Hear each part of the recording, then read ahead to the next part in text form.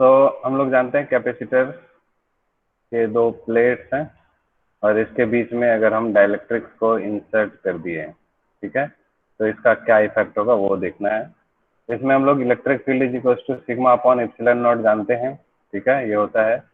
और V naught is equal to E naught into D, ये भी जानते हैं, कोई दिक्कत नहीं, क्योंकि electric field is equal to potential upon में लेंथ होता है, तो पोटेंशियल ग्रेडियंट है ये, ठीक। और सी इज इक्वल टू हम लोग जानते हैं कैपेसिटेंस क्यू अपॉन में वी होता है, यहाँ से epsilon not A by D. यहाँ तक हम लोग को कोई प्रॉब्लम नहीं है, ये सब हम लोग अच्छे से जानते हैं, ठीक है। जब अब हमने ये कब था सिचुएशन में, जब आपने क्या किया है, कोई भी डाइलेक्ट्रिक इंसर्ट नहीं किया है, तो ये आपको पता होगा अच्छे से। अब हम लोग जब डाइलेक्ट्रिक्स को इंसर्ट कर दिए हैं उसके अंदर में, ठीक है, तो उसमें जो है ये अगर हमारा नेगेटिव चार्ज था, ये पॉजिटिव चार्ज था, तो सॉरी ये पॉजिटिव चार्ज है, ये नेगेटिव चार्ज है, तो इस वजह से इलेक्ट्रिक फील्ड क्योंकि इस डायरेक्शन में होगा, ठीक है, तो अंदर में क्या होगा, यहाँ पर इंड्यूस्ड इस जगह पर नेगेटिव चार्ज होगा, ठीक है, डाइलेक्ट्रिक्स के अंदर में, और यहाँ पर पॉजिटिव चार्ज इंड्यूस होगा, ठीक। तो इसकी वजह से इलेक्ट्रिक फील्ड का डायरेक्शन ड्यू टू पोलराइजेशन जो है वो इस डायरेक्शन में होगा अलोंग दिस, ओके। उसके बाद फिर ईपी ये हो गया electric field due to polarization, ठीक है। तो इसका मतलब जो सरफेस चार्ज डेंसिटी होगी, एक हो गई सिग्मा पी और एक है सिग्मा, जो इसकी वजह से जो चार्ज डेंसिटी शुरू में थी दैट इज सिग्मा, ठीक है। तो हमारा इलेक्ट्रिक फील्ड जो होगा अंदर में डाइलेक्ट्रिक्स के अंदर में that is equal to sigma minus sigma P, ठीक है। सिग्मा हो गया क्या, इलेक्ट्रिक एक्चुअल में शुरू वाले में देखिए इलेक्ट्रिक फील्ड का फॉर्मूला क्या था, सिग्मा अपॉन में एप्सिलॉन नॉट, तो अब सिग्मा पी आपका डाइलेक्ट्रिक्स की वजह से हो गया, ठीक है, सरफेस चार्ज डेंसिटी, तो sigma minus sigma P upon में एप्सिलॉन नॉट, ठीक है। तो इसलिए potential difference across the plate सब क्या हो जाएगा, दैट इलेक्ट्रिक फील्ड इनटू में डी, क्योंकि हम लोग electric field is equal to क्या जानते हैं, वी अपॉन में डी, तो वी इक्वल टू क्या हो जाएगा, ई इंटू डी। समझ रहे हैं बात को, देखिए रिपीट कर दे रहा हूं मैं। जैसे ये आपका कैपेसिटर का प्लेट था, शुरू में इसकी surface charge density plus sigma minus sigma थी, ठीक है। बाद में जब डाइलेक्ट्रिक्स इंसर्ट किया, ठीक है, तो उसकी वजह से यहाँ पर surface charge density sigma P हो गई, ठीक। तो अब इस जैसे प्लेट था, ये डाइलेक्ट्रिक था, तो इसमें सिग्मा पी है, तो अब प्लेट के बीच में जो बच गया वो क्या बचा, सिग्मा, एक्चुअल में से सिग्मा पी डाइलेक्ट्रिक्स का माइनस कर देंगे तो सिग्मा माइनस सिग्मा पी बचेगा इस गैप में, ठीक है। तो उसी गैप में हम लोग निकाल रहे हैं कितना वोल्टेज ड्रॉप होगा, तो that is equal to E into D. E हमारा कितना, sigma minus sigma P upon epsilon naught into D. और एक्चुअल में हम लोग जानते हैं कि जो किसी भी लीनियर डाइलेक्ट्रिक्स के लिए ये जो सिग्मा माइनस सिग्मा पी है that is equal to sigma upon के होता है, ठीक है, समझ गए। तो यहाँ से अब हम लोग इस सिग्मा माइनस सिग्मा पी की जगह पे हमने क्या रख दिया, सिग्मा रख दिया, ठीक है, अपॉन में के रख दिया, और डी अपॉन एप्सिलॉन नॉट को एज इट इज रख दिया, ठीक है।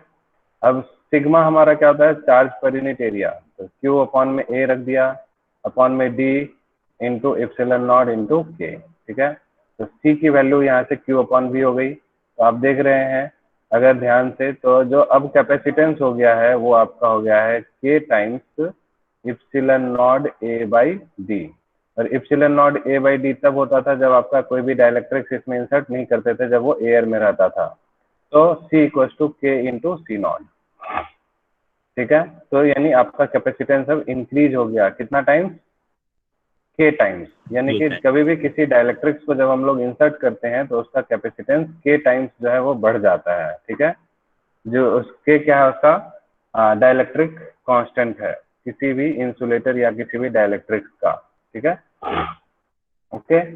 तो the product sigma sorry epsilon naught into K, इस प्रोडक्ट को हम लोग बोलते हैं परमिटिविटी ऑफ द मीडियम। जैसे रिलेटिव परमिटिविटी हम लोग जानते थे ना, रिलेटिव परमिटिविटी अपॉन ये epsilon naught into epsilon R is equal to epsilon होता था परमिटिविटी, है ना। Relative permittivity into absolute permittivity equal to permittivity of medium. तो उसी तरह से यहाँ पर है, ठीक है। तो अगर हमने यहाँ पर वैक्यूम के लिए के की वैल्यू 1 होती है, इसलिए epsilon equal to epsilon naught, and epsilon naught को हम लोग absolute permittivity of free space या परमिटिविटी ऑफ वैक्यूम भी बोलते हैं। और इसका जो रेशियो यहाँ से आप देख लीजिएगा, के जो डाइलेक्ट्रिक कांस्टेंट है उसका वैल्यू सिग्मा अपॉन में सॉरी इप्सिलन अपॉन में इप्सिलन नॉट, यानी कि एब्सोल्यूट परमिटिविटी ऑफ मीडियम में डिवाइड कर देंगे अगर हम लोग एब्सोल्यूट परमिटिविटी से, ये रेशियो आपका के की वैल्यू के बराबर होता है। दूसरी चीज आप यहाँ से के को देखिए, ढेर सारा है के का फॉर्मूला। के का फॉर्मूला हम लोग पहले ये भी पढ़ चुके हैं, है ना, actual electric field divided by reduced electric field पढ़े थे, ठीक है, पिछली क्लास में हम लोग जब डाइलेक्ट्रिक्स पढ़ रहे थे। इसकी एक और वैल्यू आज हमने सीख लिया, epsilon divided by epsilon not. एक और वैल्यू यहाँ से देख लीजिए आप, T इक्वल टू के इंटू सी नॉट, तो के इक्वल टू सी अपॉन में सी नॉट, है ना, इस तरह से, है ना। अब आप इलेक्ट्रिक पोटेंशियल में भी आप जाएंगे देखेंगे, तो E naught equal to V naught into D, और E V equal to E into D, है ना, sorry V naught by D ना, ई नॉट की जगह पे वी नॉट वी डी और ई की जगह पे वी बाई डी, तो डी और डी कैंसिल हो जाएगा, यहाँ से वी नॉट अपॉन में वी भी बन जाएगा, है ना। तो electric field, electric potential, capacitance, है ना, एब्सोल्यूट परमिटिविटी, इन सब में सबका रिलेशनशिप इस के साथ होता है इस तरह से। ये आपको जो है काफी इंपॉर्टेंट है, ठीक है। पोटेंशियल का रिलेशन क्या है, इलेक्ट्रिक फील्ड का रिलेशन क्या है, कैपेसिटेंस का रिलेशन क्या है, परमिटिविटी का रिलेशन क्या है के साथ, ये सब आपको ध्यान में रखना है। तो वही चीज है ना।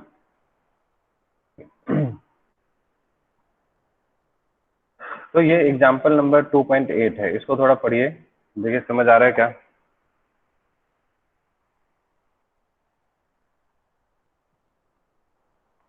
कर पाएंगे क्वेश्चन, ये आपको प्रीवियस ईयर्स में पूछा हुआ है।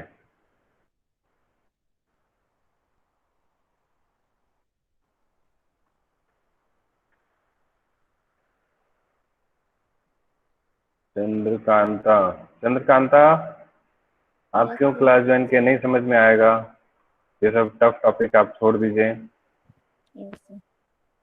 ठीक है, ये सब समझ नहीं आएगा, फायदा नहीं होगा आपको कुछ।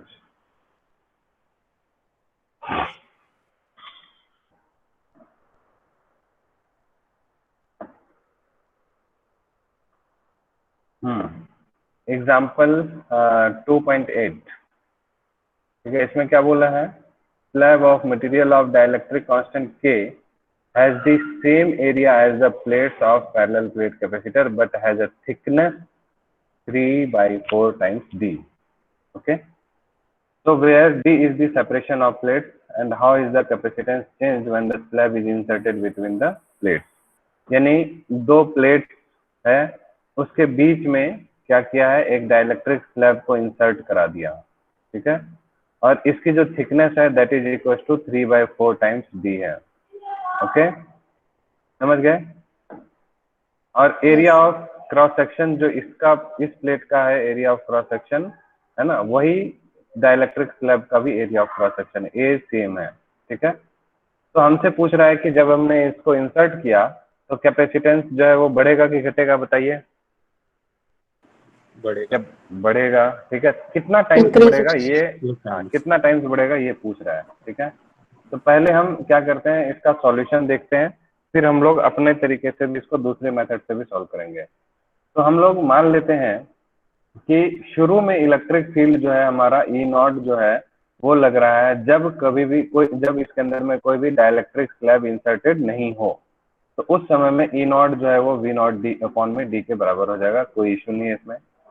लेकिन अगर हमने उसमें डाइलेक्ट्रिक स्लैब को इंसर्ट कर दिया तो उसके अंदर जो इलेक्ट्रिक फील्ड है वो अब पहले से क्या हो जाएगा, ज्यादा हो जाएगा कि कम हो जाएगा, कम हो जाएगा, ठीक है। देखा था अभी हमने रिलेशनशिप, कहा गया, ये देखिए, है ना, ये है के की वैल्यू, है ना। तो electric field E naught upon में ई होता है और के की वैल्यू हमेशा 1 से बड़ी होती है, ठीक है। तो इलेक्ट्रिक फील्ड जो है आपका यहाँ से क्या बन जाएगा, ई नॉट अपॉन के, ठीक है, क्योंकि हमने कल पढ़ा था कि k is equal to E naught upon E होता है, ठीक है, समझ गए। So E equals to E naught upon K, ये यहाँ चले जाएगा, ये यहाँ आ जाएगा, ठीक है। तो इलेक्ट्रिक फील्ड यहाँ तक में कोई दिक्कत तो नहीं है किसी को। अब हम लोग क्या करते हैं, टोटल पोटेंशियल डिफरेंस। यहाँ पर दो तरह की चीजें हो गई, एक किसकी वजह से पोटेंशियल होगा, एक डाइलेक्ट्रिक स्लैब की वजह से, और इन दोनों प्लेट्स के बीच में जो गैप है उसकी वजह से। गैप कितना है, गैप कितना, 3/4 d/4, वेरी गुड, ठीक है। तो पोटेंशियल का फॉर्मूला इलेक्ट्रिक फील्ड इनटू में डिस्टेंस, यही होता है, ठीक है। तो इलेक्ट्रिक फील्ड पहले जब हमारा एक्चुअल इलेक्ट्रिक फील्ड इनटू में d/4, ठीक है, और बाहर जब डाइलेक्ट्रिक के अंदर में इलेक्ट्रिक फील्ड कितना हो गया, ई नॉट बाई के, और इनटू में गैप कितना है, मतलब डाइलेक्ट्रिक की थिकनेस कितनी है, 3d/4। नहीं समझ आया किसी को? No sir. टोटल पोटेंशियल एक बार हो गया गैप में, और एक बार हो गया किसमें, डाइलेक्ट्रिक के अंदर में, तो टोटल पोटेंशियल हो गया। हाँ, फर्स्ट वाले में 1/4 लिए डिस्टेंस, हाँ लेंगे ना। देखो देखो, ये आपका पूरा डाइलेक्ट्रिक है, सॉरी प्लेट है, उसके अंदर में ये डाइलेक्ट्रिक है, ठीक है। तो दो तरह से पोटेंशियल होगा, एक तो गैप में होगा पोटेंशियल ड्रॉप इसमें, और एक डाइलेक्ट्रिक के अंदर होगा, होगा कि नहीं होगा, बोलो। Yes sir. तो यहाँ पर इलेक्ट्रिक फील्ड, बाहर में इलेक्ट्रिक फील्ड कितना है, ई नॉट है, बोलो ना। तो ई नॉट इंटू, और गैप कितना है, ये वाला खाली गैप, ये वाला और ये वाला दोनों मिला के कितना है, d/4 हो गया, है ना। ये हो गया पोटेंशियल कहाँ पे ड्रॉप, जो बाहर में, और डाइलेक्ट्रिक के अंदर में कितना हो गया, 3d/4 है थिकनेस, और वहां पर इलेक्ट्रिक फील्ड अंदर में कितना है, ई नॉट बाई के। कोई दिक्कत इतना समझने में? काफी कॉन्सेप्चुअल है, इसको समझते चलिए आप। दिक्कत है तो बोलिए। No sir. ठीक है, अब देखिए यहाँ से हमने क्या किया, ई नॉट इंटू डी, सब दोनों सब में है तो इसको कॉमन ले लिया। यहाँ पर क्या बच गया, 1/4, और यहाँ पर क्या बच गया, 3/4 के, ठीक है, समझ गए? कोई दिक्कत? No sir. ठीक है, तो ई नॉट इंटू डी क्या बन गया, वी नॉट, ठीक है। अब इसको सॉल्व करेंगे एलसीएम, तो एलसीएम कितना आ जाएगा, 4k होगा, तो यहाँ से 4 में k बचेगा, तो k into 1k plus 4k खत्म, तो बचेगा 3, ठीक है। तो अब आपका जो पोटेंशियल हो गया, that is equal to V naught into k plus 3/4k। तो अब देखिए एक्चुअल शुरू में पोटेंशियल आपका वी नॉट था, तो अब पोटेंशियल आपका कितना टाइम्स बढ़ गया, k प्लस 3/4k टाइम्स, ठीक है। बढ़ा या घटा ये बताइए। जैसे k प्लस 3/4k, ये वैल्यू 1 से बड़ी है या 1 से छोटी है, ये बताइए।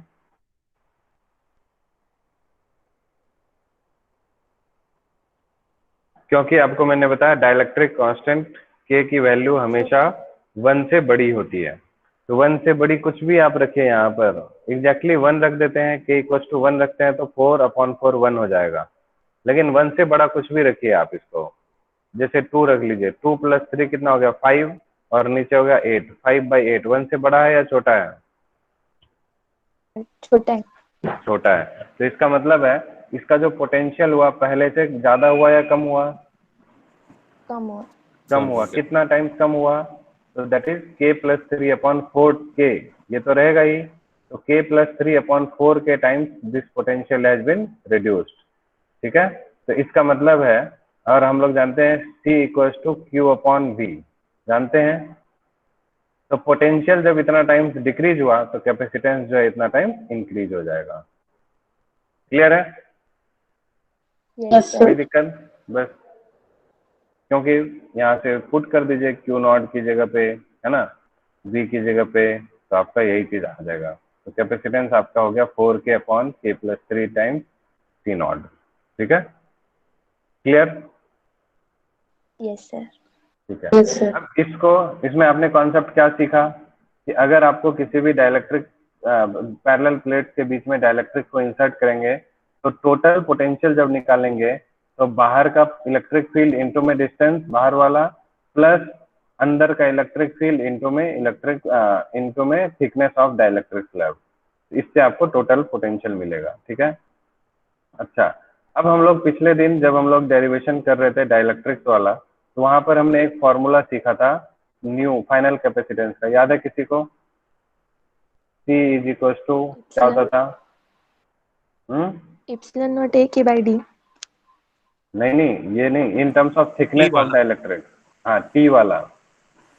Yes sir. ठीक है, ये देखिए, ये Epsilon फॉर्मूला naught अगर A आपको, upon हाँ ठीक ठीक बोलिए। Epsilon naught A upon D minus T bracket में 1 minus 1 by K. हाँ, उसको और सिंप्लीफाई कर दीजिए, वो बाद में आया था। ये जो लेफ्ट साइड में सबसे लास्ट में आपको दिख रहा है, देखिए, epsilon not A divided by D minus T plus T by K, ये है। Yes फिर sir. उसी को सॉल्व करके ये सब थोड़ा हमने बढ़ाया था आगे, तो हम सिर्फ इस फॉर्मूले के ऊपर जा रहे हैं। लास्ट में जो आपको दिख रहा है epsilon not A by D minus T upon T plus K, sorry plus D minus T plus T upon K। ठीक है, इस फॉर्मूले का यूज कर रहे हैं अभी हम लोग। तो epsilon not A divided by D minus T plus T upon K। ठीक है, तो epsilon not A divided by D minus thickness कितना है बताइए? T, thickness of dielectric 3 by 4. कितना? 3/4 3 by 4 D plus 3 by 4 D upon K। कोई दिक्कत इसमें? ठीक No है, sir. तो अब यहाँ से देखिए epsilon naught into A divided by D minus 3D by 4 कितना हो जाएगा? D बाई 4 होगा। Yes sir. ये दोनों को सॉल्व करेंगे तो D माइनस 3D बाई 4 क्या बनेगा? D by 4 plus 3D by 4 K। ठीक है, कोई दिक्कत? अब इसी को No लिख sir. सकते हैं हम लोग epsilon not A divided by, है ना, D बाई 4 आप क्या कर दीजिए, कॉमन निकाल लीजिए। ठीक है, तो यहाँ से क्या बचेगा? 1 प्लस कितना? 3 बाई 3 by K. K। ठीक है, समझ आ रहा है सबको? कोई प्रॉब्लम? Yes sir. ये हो गया आपको epsilon not A divided by, है ना, D बाई 4 को हम लोग ऊपर लेके चले जाएं। ठीक है, Yes और sir. इनटू में ये एलसीएम हो जाएगा कितना? K K प्लस 3 और K 3 ऊपर। अपॉन में K ऊपर, है ना। अब देखिए ये वाला भी K ऊपर चले जाएगा, है कि नहीं? Yes sir. तो 4K divided by K plus 3 into में कितना हो गया? Epsilon not Epsilon A naught A by D.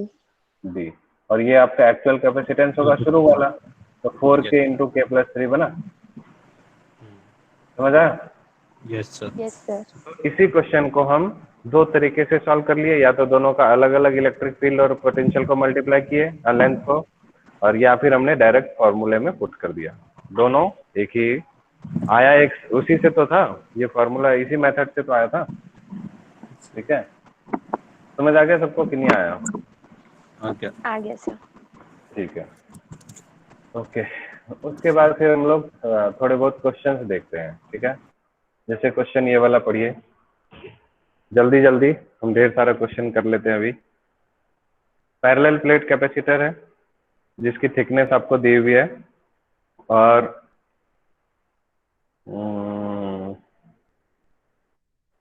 ठीक है, अब क्या बोल रहा है? Dielectric constant of mica and fibre.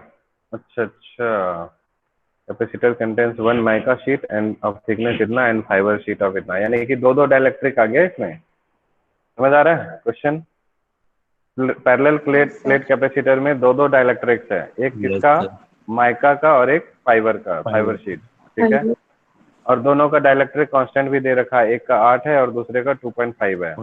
The fibre breaks down in an electric field of 6.4 into 10⁻⁶ volt per metre. What maximum voltage can be applied in the capacitor?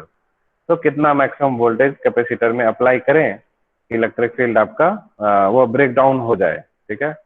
तो सीधी सी बात है, हम लोग जानते हैं अगर सिग्मा सरफेस चार्ज डेंसिटी है capacitor plates पे, और माइका का K1 मान लेते हैं और फाइबर का K2 मान लेते हैं। एक्चुअली दिया हुआ है बट अभी हम लोग इनिशियली K1 K2 मान के चलते हैं। तो फर्स्ट वाले का इलेक्ट्रिक फील्ड क्या हो जाएगा, सिग्मा अपॉन एप्सिलॉन नॉट, बोलिए। और हम लोग जानते हैं इलेक्ट्रिक फील्ड में K से डिवाइड हो जाता है, कैपेसिटेंस में K से मल्टीप्लाई हो जाता है, इलेक्ट्रिक फील्ड में K से डिवाइड हो जाता है। अभी देख चुके हम लोग पीछे वाले उसमें कॉन्सेप्ट में। Yes sir. ठीक है, तो Yes. Sigma upon epsilon not divided by K1, और उसमें sigma upon epsilon not divided by K2। तो E1 जो है E1 और E2 को आप क्या कर दीजिए, डिवाइड कर दीजिए, ठीक है। तो सिग्मा बाई एप्सिलॉन नॉट खत्म हो जाएगा। तो E1 by E2 is equal to क्या हो जाएगा, K2 by K1। Yes. Divide करिएगा तो समझ ही नहीं आ रहा है किसी को। आ रहा यस सर। Yes sir. हाँ, डिवाइड कर दिए, तो इसमें से इसको डिवाइड कर दीजिए, सिग्मा एप्सिलॉन नॉट खत्म हो जाएगा, ठीक है। तो ये K2 upon E1 by E2 करेंगे तो K1 बाई K2, तो ये हो जाएगा आपका E2 बाई, सॉरी क्या कर दिया मैं, है ना, E1 अपॉन में E2 करेंगे तो K2 ऊपर चले जाएगा, K1 नीचे जाएगा, तो K2 बाई K1 और E2 उधर जाके मल्टीप्लाई हो गया। यहाँ तक समझ आ रहा है सबको? Yes sir. ठीक है। तो अब आपको क्वेश्चन में दे रखा है ऑलरेडी कि जो fibre breaks down in an electric field, यानी कि जो सेकेंड वाला है उसका इलेक्ट्रिक फील्ड आपको दे रखा है। फाइबर यही है ना, सेकेंड वाला, पहला था Yes, माइका, sir. ठीक है। तो फाइबर का जो है आपको दे रखा है इलेक्ट्रिक फील्ड, है ना। E2 की वैल्यू आपको ऑलरेडी गिवन है, ठीक है। Yes, sir. Maximum permissible value for E2 is 6.4 into 10 की पावर माइनस 6, ठीक है। तो हम लोग अब maximum permissible value for E1 निकाल लेते हैं। E2 की वैल्यू आपको मालूम है, K2 आपको मालूम है, K1 मालूम है, तो E1 निकल जाएगा। तो कब E1 हमारा, तो Yes, यहाँ sir. से हमने maximum permissible value for E1 जब निकाला, यहाँ से हमारा सॉल्व होके ये आ जाएगा, ठीक है। पुट कर देंगे, K2 K1 की वैल्यू मालूम है तो इतना आ जाएगा, ठीक है। Yes, समझ sir. आ गया, कोई दिक्कत तो नहीं? Yes. तो व्हाट मैक्सिमम वोल्टेज, अब ये फर्स्ट पार्ट हो गया। अब क्या पूछ रहा है, what maximum voltage can be applied in the capacitor. Maximum voltage equal to क्या होगा, E इंटू डी होता है। तो दो चीज है, E1 into D1 plus E2 into D2। E1 आपको मालूम चल गया यहाँ से, E2 आपको मालूम है, पहले से ही दे रखा है 6.4। हाँ जी जो बोलिए। मैक्सिमम परमिसिबल वैल्यू निकाले ना फॉर E1 के लिए, हाँ हाँ, उसमें जो E2 डाले ना उसमें 10 टू द पावर प्लस 6 है ना। E2 में आपका क्वेश्चन में क्वेश्चन 10 की पावर 6, हाँ प्लस 6 है। Plus. अच्छा, इसमें -6 ले रखा है क्या, 6 ही तो है। यस। Plus. अच्छा, यहाँ पे ये गलत हो गया, सॉरी, ठीक है, ये गलत टाइप किया हुआ होगा, यहाँ से हटा दीजिएगा, आंसर में प्लस ही आएगा, ठीक है। -6 में Yes, तो sir. फिर वो कंडक्टर हो जाएगा, इंसुलेटर तो बनेगा ही नहीं, बहुत ज्यादा वोल्टेज चाहिए होता है ना इसको कंडक्ट करने के लिए। आ रही बात समझ में? Yes, sir. Yes sir. ठीक है, तो इसमें मैक्सिमम वोल्टेज अब निकालेंगे, E1 D1 plus E2 D2, सारी वैल्यूज आपको मालूम है, इसको पुट कर दीजिएगा, आपका आंसर निकल जाएगा। कॉन्सेप्ट थोड़ा बहुत क्लियर हुआ? Yes, sir. ठीक है। Second, Yes, next sir. Question देखिए, इसमें क्या बोल रहा है, the insulated plates of parallel plate capacitor has a charge density sigma, show that the work done in charging the distance from D1 to D2 is, ठीक है। यानी आपको वर्क डन पूछ रहा है, तो वर्क डन क्या होता है, पोटेंशियल एनर्जी के बराबर होता है, तो चेंज इन पोटेंशियल एनर्जी हो जाएगा यहाँ से, ठीक है। तो D1 से D2 तक आपको अगर चार्ज करना है तो हम लोगों को जब सेपरेशन होगा टू द कैपेसिटेंस जो हो जाएगा, पहला वाला D1 अगर डिस्टेंस है, सेपरेशन है मतलब दोनों प्लेट्स के बीच में सेपरेशन D1 है, तो epsilon not A upon D1 हो जाएगा K टाइम्स, है ना, क्योंकि two insulated plates of parallel plate capacitor है, यानी जो कैपेसिटर का जो प्लेट है ना वो खुद ही इंसुलेटेड है, ठीक है। तो इसलिए उसका कैपेसिटेंस क्या हो जाएगा, K times epsilon not A by D हो जाएगा, दूसरे वाले का K times epsilon not A by D हो जाएगा, ठीक है। समझ रहे हैं बात को? यस क्योंकि सर। दोनों प्लेट्स का डाइलेक्ट्रिक कांस्टेंट सेम है, इसलिए के ही हमने लिया है, K1 K2 नहीं है, ठीक है। सिर्फ उनका सेपरेशन जो है वो, मतलब पहले हमने क्या किया है, D1 डिस्टेंस पे रखा, फिर D2 डिस्टेंस पे रखा दोनों प्लेट्स को, ठीक है। एक बार D1 डिस्टेंस पे है, एक बार D2 डिस्टेंस पे है, बस। तो इसको जब चार्जिंग करेंगे D1 से D2 तक, तो दोनों की कंडीशन में हम लोग को पोटेंशियल एनर्जी निकालना पड़ेगा। तो C1 निकल गया, तो यहाँ से पोटेंशियल एनर्जी Q²/2C1 और दूसरे वाले का Q²/2C2।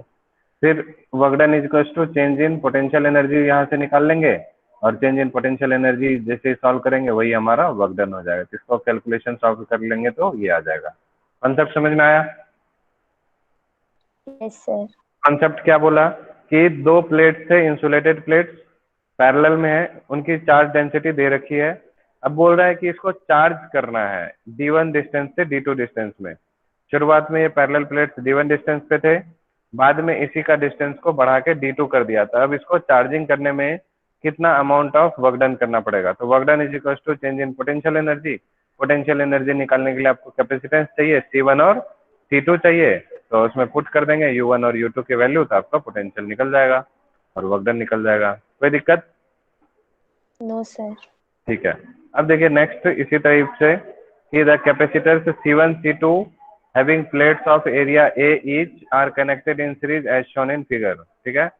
दो प्लेट्स हैं, एक का C1 कैपेसिटेंस है और दूसरे का C2 है। इन दोनों को क्या किया है, कनेक्ट कर दिया, किसमें, सीरीज में, जिसका पहले वाले का डाइलेक्ट्रिक कांस्टेंट K1 है, दूसरे का डाइलेक्ट्रिक कांस्टेंट K2 है, ठीक है।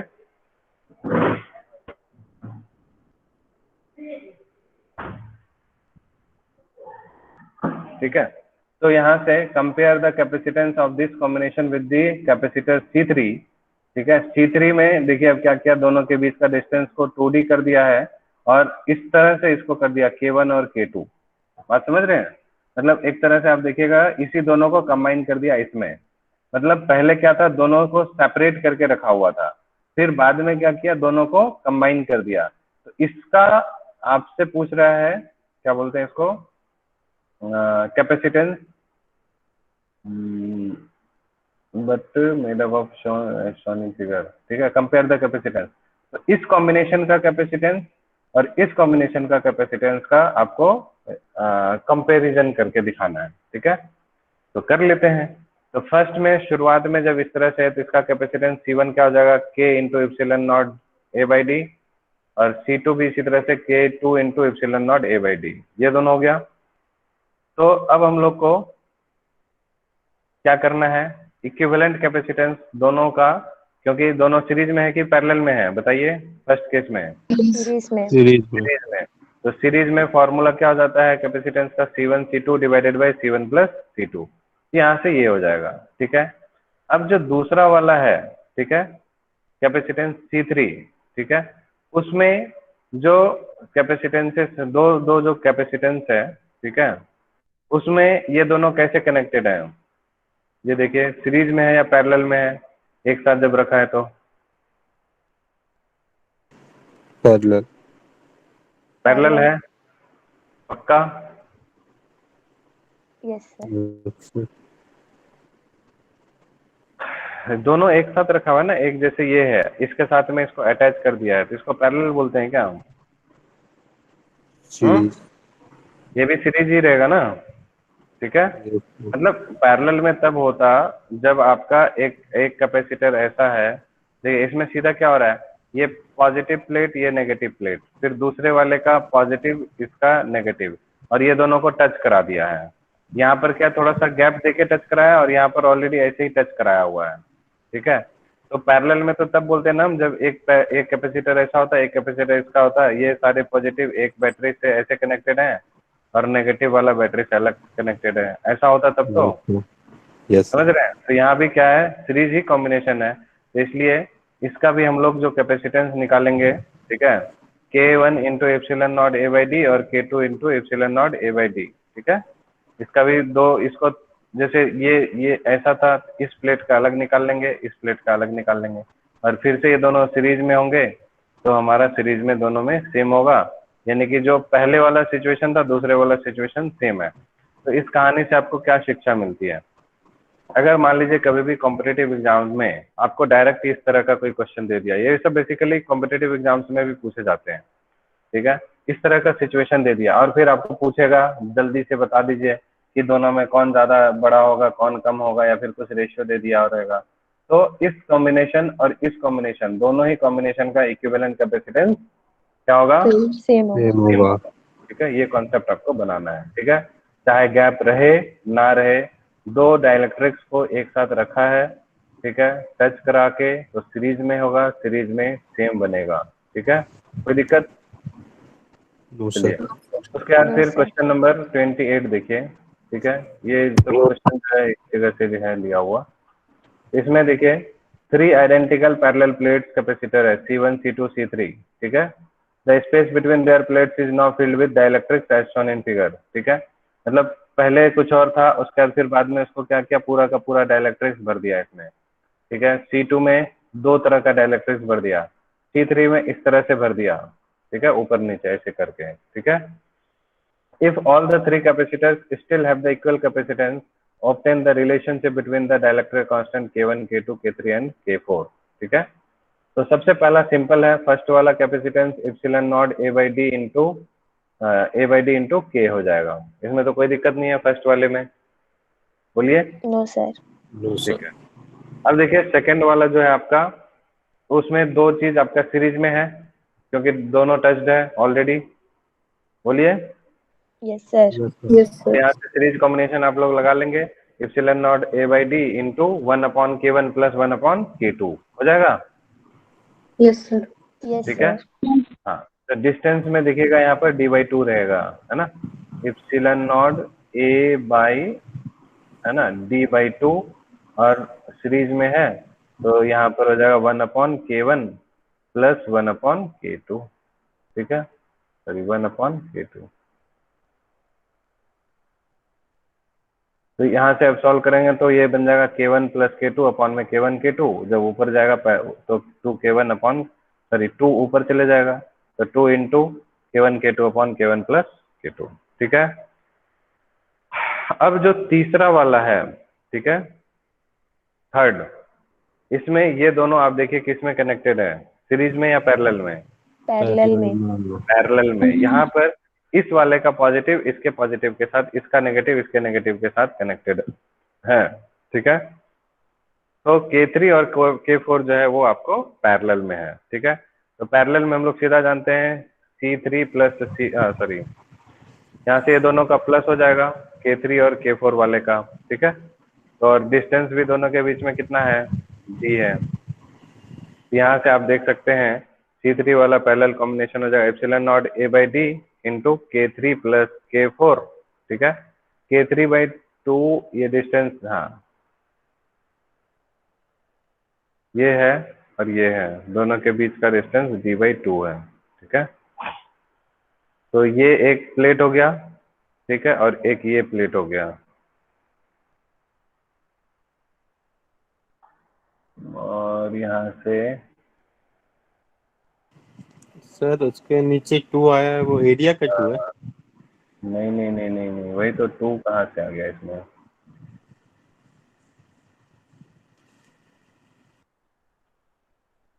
To parallel combination of two capacitors,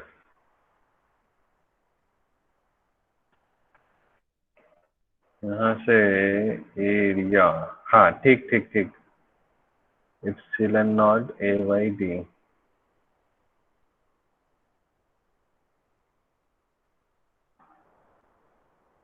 the dielectric constant K, ठीक है, तो C is equal to K into epsilon naught A/D, है ना, तो D तो सेम है दोनों प्लेट्स के बीच में, तो एरिया जो है ना, एरिया अब इस प्लेट का देखिए, इस वाले प्लेट का एरिया जो है ना, ये A है, तो इस प्लेट का एरिया क्या हो जाएगा, A/2 हो जाएगा, समझ में आ रही है, क्योंकि डिस्टेंस तो सेपरेशन तो सेम है, तो एरिया क्या हो जाएगा, हाफ हो जाएगा, तो इसलिए ये जो है A/2 और A/2, यहाँ से 2 यहाँ पर रखना चाहिए, K3 प्लस K4, ठीक है, फिर बाद में 2 यहाँ आ जाएगा, समझ गए, समझ आ रहा है कि नहीं? Yes sir. ठीक है, Yes, क्योंकि sir. सेपरेशन सेम है, सिर्फ एरिया हाफ हुआ है। ठीक है, और क्वेश्चन में आपको ऑलरेडी गिवन है कि C1, C2, C3 तीनों का कैपेसिटेंस इक्वल होगा।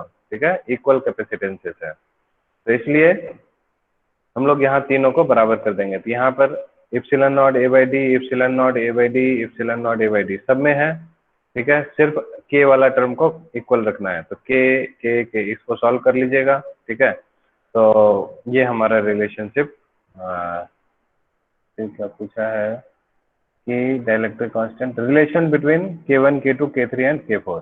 तो this is the required relation between K1, K2, K3 and K4। बस इसको और सॉल्व नहीं कर सकते हम लोग। ठीक है, क्योंकि चार अननोन है और इक्वेशन 2 ही बनेगा। ठीक है, 2 इक्वेशन बन पाएगा ना, या तो इसको इसके बराबर रखिए या तो इसको इसके बराबर रखिए। अच्छा, एक और बन जाएगा, इसको इसके बराबर रखिए। 3 इक्वेशन बनेगा, 4 अननोन है, इसलिए डायरेक्ट ये रिलेशनशिप आप सीधा रख दीजिए, आंसर हो गया। ठीक है, कोई दिक्कत यस सर। है ना? तो इसी तरह से एक और क्वेश्चन लगे हाथों, फटाफट देख लीजिए क्या बोल रहा है। Between the plates of parallel plate capacitor of area A, the copper plate sits on a dielectric slab of K = 2। ठीक है, ये देखिए, ये कॉपर प्लेट है और एक डाइलेक्ट्रिक स्लैब है ना, उसके ऊपर में इसको रख दिया है। ठीक, और find the equivalent capacitance of this arrangement. ठीक है, तो क्या बोल रहा है, between the plates of a parallel plate capacitor of area A, copper इस दोनों के बीच में है ना, इस दोनों प्लेट्स के बीच में कॉपर को इंसर्ट कर दिया है। ठीक है, उल्टा ही कर दिया इस बार। पहले क्या होता था, पहले क्या होता था, कैपेसिटर के प्लेट्स के बीच में, हाँ ठीक तो है, वही है। ठीक है, copper plate sits on the dielectric slab of this K = 2। ठीक, हाँ, तो find the equivalent capacitance of the arrangement. ठीक है, तो ये 1/3 गैप, 1/3 गैप और 1/3 गैप है। ठीक है, तो 3 कैपेसिटर बन रहा है, C1, C2 और C3। ठीक, तो इसमें सबसे पहले C1 आपका क्या हो जाएगा C1 कौन सा, ये वाला है, तो ये हो गया इप्सिलन नॉट A/D/3 बनेगा। Yes sir. नहीं, इप्सिलन नॉट A/D/3, और इसमें K से मल्टीप्लाई होगा और K की वैल्यू कितनी दी हुई है, 2। तो कैपेसिटेंस आपका 2। इतना निकल गया फर्स्ट वाले का। ठीक है, अभी जितना क्वेश्चन मैंने करवाया ना, ये सारे क्वेश्चन को आप दोबारा से कीजिएगा, बट बिना सॉल्यूशन देखे हुए, अपने मन से कीजिएगा, अपने दिमाग से कीजिएगा, और खुद से हो जाएगा तो बहुत अच्छा आपको फील होगा, काफी अच्छा कॉन्फिडेंस आपको लगेगा इस तरह के क्वेश्चन को करने में। ठीक है, नेक्स्ट C2। ठीक है, नेक्स्ट देखिए, सेकंड वाला जो है, सेकंड कैपेसिटर का, तो इसमें तो कुछ है नहीं, कॉपर है, तो इसमें कोई डाइलेक्ट्रिक है नहीं, तो इसलिए सीधा क्या हो जाएगा, इप्सिलन नॉट A/D/3। ठीक है, इसका कॉपर का आपको नहीं दिया, find the equivalent capacitance of this arrangement. ठीक है, तो सेकंड कैपेसिटर का इप्सिलन नॉट A/D/3, और सेकंड में कॉपर है, तो इसका कुछ मान लीजिए कि इसका डाइलेक्ट्रिक कांस्टेंट सपोज K होगा। ये क्वेश्चन में नहीं है ना गिवन, नहीं है। ठीक है, तो इसका कुछ मान लीजिए K होगा। ठीक है, अब उसी तरह से थर्ड वाले का, थर्ड में सिंपल है, प्लेन है, तो इसलिए थर्ड वाले का आ जाएगा इप्सिलन नॉट A/D/3। अब ये तीनों जो है किस में कनेक्टेड है, सीरीज में, तो सीरीज में 1/C1+1 पैरेलल नहीं है, सीरीज एक दूसरे को टच किया हुआ है ना, तो सीरीज है, तो सीरीज में 1/C1+1/C2+1/C3 है। इसको सॉल्व कीजिएगा तो आपका जो है आंसर निकल जाएगा। ठीक है, अब यहाँ पर देखिए ध्यान से, जो ये कॉपर है, ठीक है, कॉपर का आपको अगर याद होगा डाइलेक्ट्रिक कांस्टेंट कितना होता है, कॉपर का डाइलेक्ट्रिक कांस्टेंट याद कीजिए, एक टेस्ट में भी दिया था आपको मैंने, K की वैल्यू, मेटल्स के लिए K की वैल्यू क्या होती थी,